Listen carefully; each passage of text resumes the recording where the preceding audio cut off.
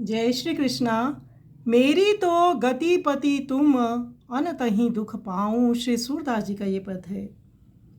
श्री सूरदास जी कहती हैं, मेरी तो आप ही शरण हैं, आप ही मेरे स्वामी हैं, अन्यत्र कहीं भी जाने में मुझे दुख होता है। मैं आपका सेवक कहलाकर अब और दूसरे किसका सेवक कहलाऊं?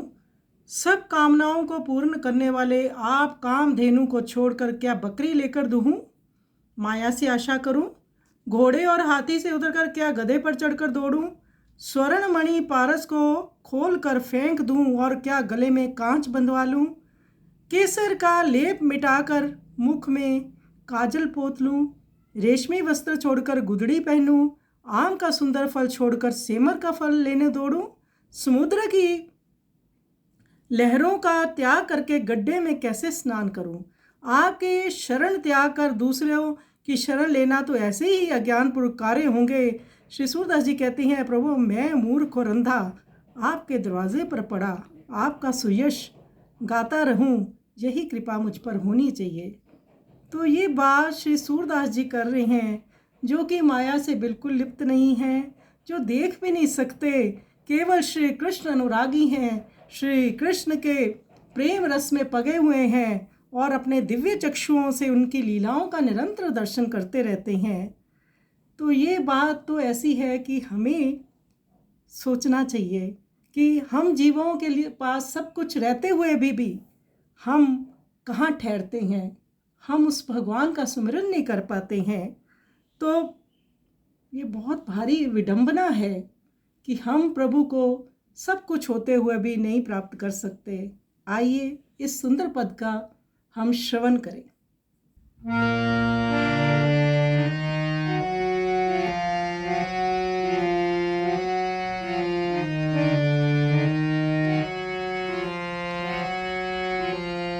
मेरी तो गति पति तुमा तुमा, अनतहि दुख पाऊं पाऊं।